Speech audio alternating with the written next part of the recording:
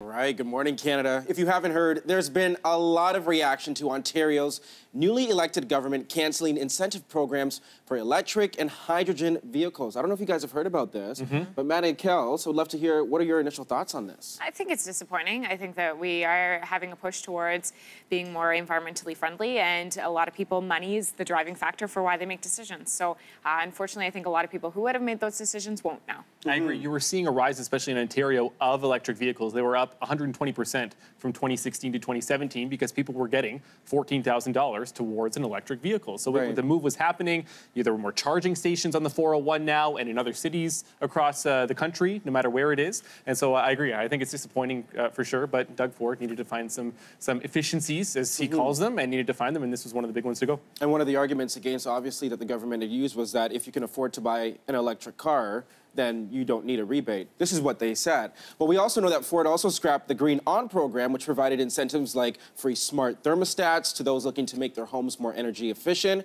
And again, this all was actually due to the fact that Ford is actually eliminating Ontario's cap-and-trade emissions reduction system. So this is part of a program that Ontario is in with Quebec and California, and it's part of their efforts to reduce their carbon footprint. So how does this system work, just in case our viewers don't know, is that essentially that polluters, they buy permits essentially to pollute. Now, if you exceed that, then you have to buy more permits, which cost more money. And if you don't exceed that, you can actually sell them to other polluters. And we know that last year, Ontario raked in about just over $2 billion from this program.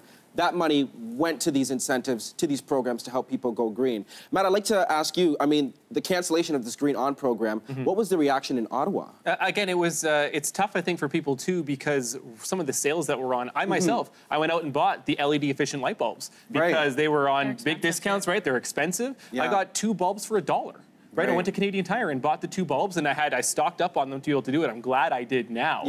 But the reaction, I think, for a lot of people was tough. And you talk about the cap and trade, in California especially, too. It's being scrapped here, but California reached their target emissions targets 4 years early.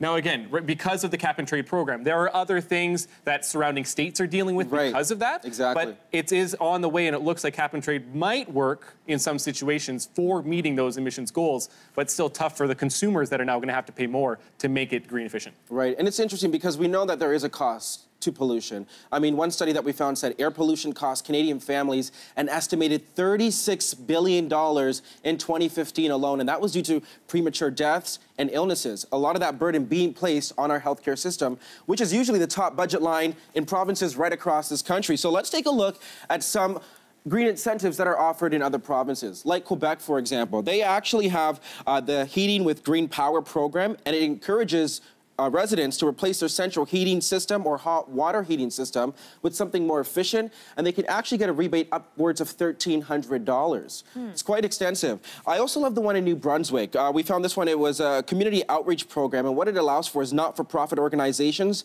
to receive energy-saving kits and training on how to install certain products, like, for example, LED lights in their facilities. So there are programs out there offered by other provinces, but should provinces be providing incentives for people to go green? This is the question for you, Canada. Do you agree with governments providing incentives to go green? Let us know right now on social media. After the break, we'll have more news and weather.